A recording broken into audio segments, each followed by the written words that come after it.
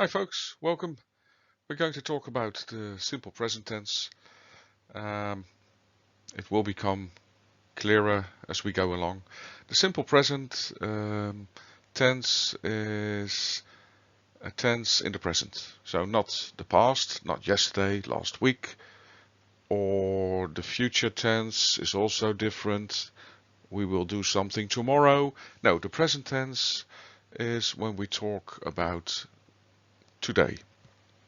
It's one of several forms. The simple present is one of several forms of present tense in English, and it's used to describe habits, unchanging situations, general truths, fixed arrangements.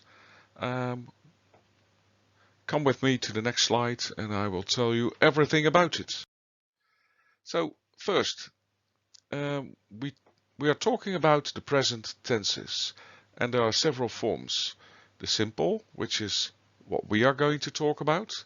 The continuous, we've already discussed that when at the time of writing or speaking something is happening.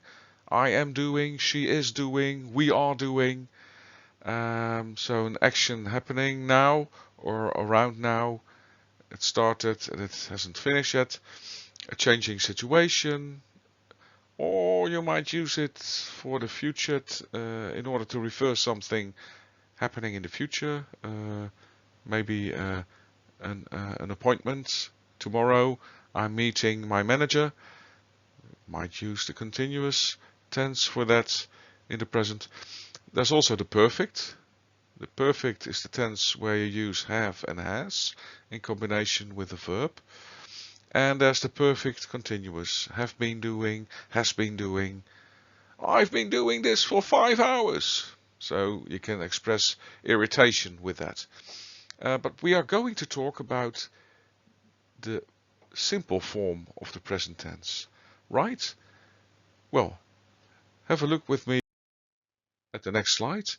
How do we conjugate? Hoe vervoegen we? Well, the conjugation of work in the simple present form. I work, you work, he, she and it works. So here you add an S. That's for the third person singular. Some people refer to the shit rule. He, she and it, shit. And then you add an S in the present tense. We are talking about the present tense. We work, you work, and they work. So, when do you use the simple present tense? Well, to express habits. I smoke. Or general truths. I work in London. A general truth. Unchanging situations. For instance, London is a large city. Emotions and wishes. Come with me to the next slide.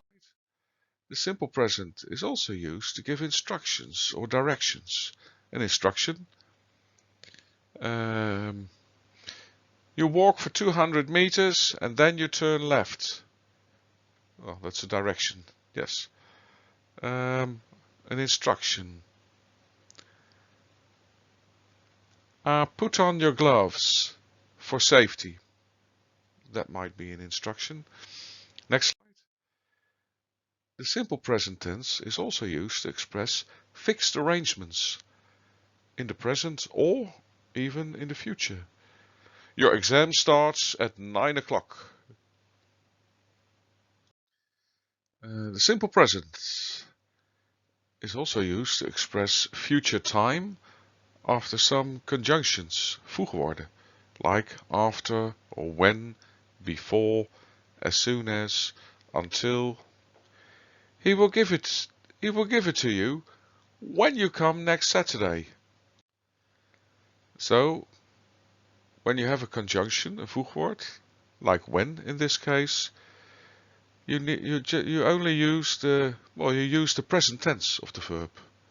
So he will give it to you when you come next Saturday. So don't say when you will come next Saturday. That's not necessary. He will give it to you when, conjunction, you come next Saturday. The simple present tense is used for habits, gewoontes. He drinks tea at breakfast. Or she drinks coffee at breakfast. Or they drink orange juice at breakfast. When it's a habit, een gewoonte, you use the present tense. She only eats fish. A habit. They watch television regularly, or they watch television every day. They watch Netflix every afternoon. When it's a habit, you use the present tense. Watch, or eats, or drinks. Have a look at the next slide. The simple present tense is used for repeated actions or events.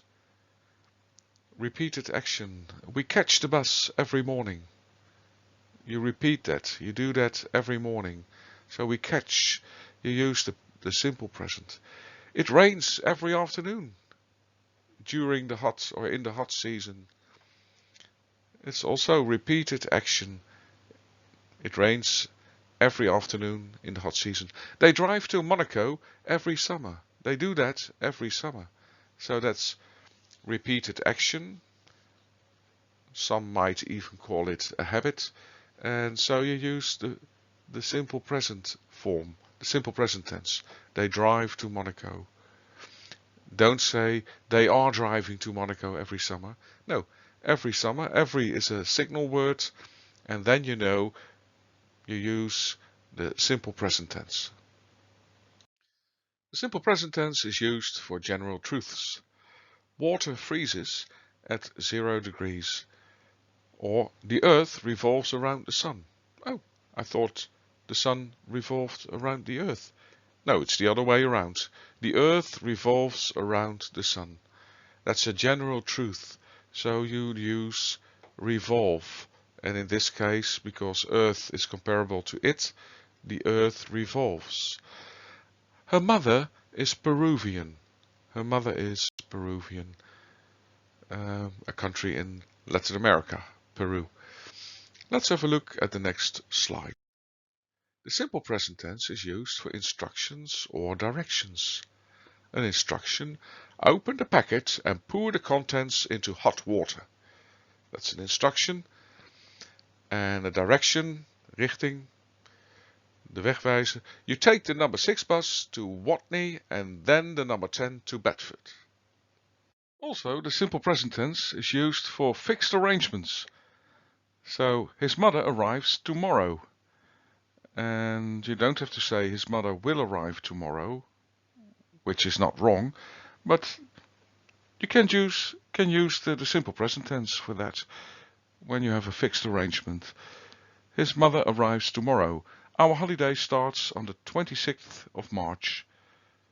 Have a look with me on the next slide.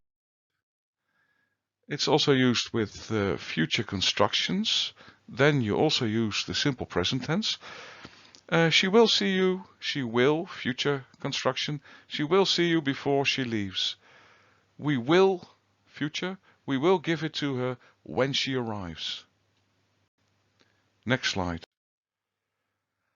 In the third person singular, the verb always ends in an S.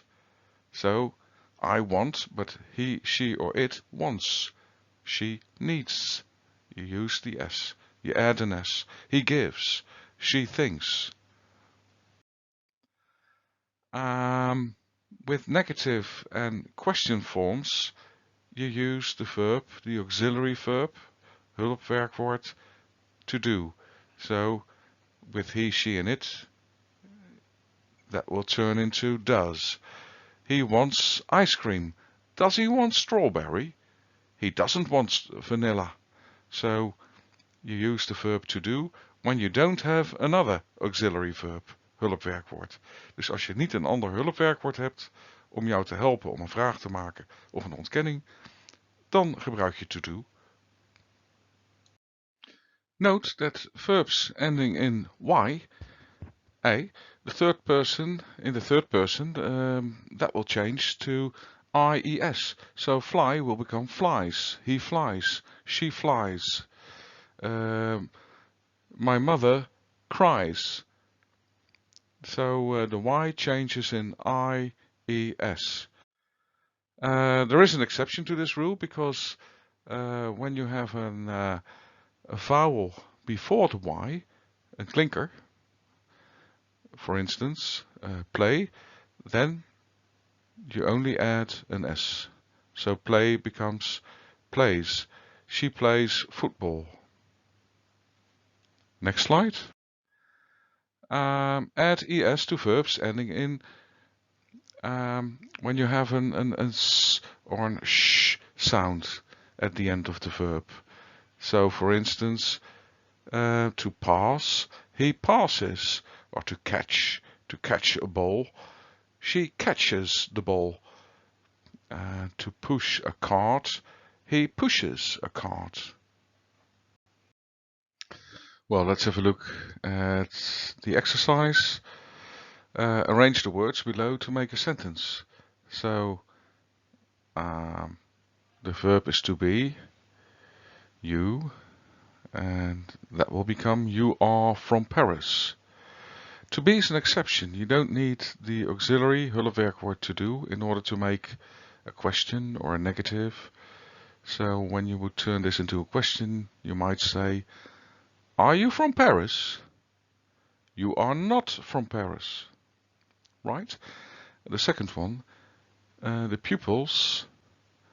A lot of people say the pupils are wearing school uniforms, which is wrong because it's static. So the pupils wear school uniforms. You go to the cinema. And number 4, have is not used with he, she, and it. You have to use has. So she has friends. And number 5, he to read books. And to read is the whole verb. So you need to do something with that. He reads books. That's also referred to as the shit rule. He, she, and it get an S in the present tense. Okay, let's have a look at the next slide. 6 to 10. She, well, obviously you have to add an S. She collects stickers. Number 7. The restaurant, which is it basically. You might also say, it doesn't serve lunch. You need to add to do, the verb to do, because there's a negative in the sentence, and the word not. And when you only have one verb, you need an extra verb, we call that an auxiliary, hulpwerkwoord, in order to make a question or a negative sentence. Number 8, they to play a game. They play a game. Number 9, the cat, comparable to she. So the cat sleeps in the cat's bed. And number 10, she often dreams. Let's have a look at the next slide.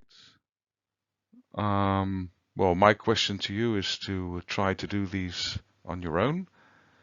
And there's another slide. And there's more. And finally, we reach the end. We come to the end.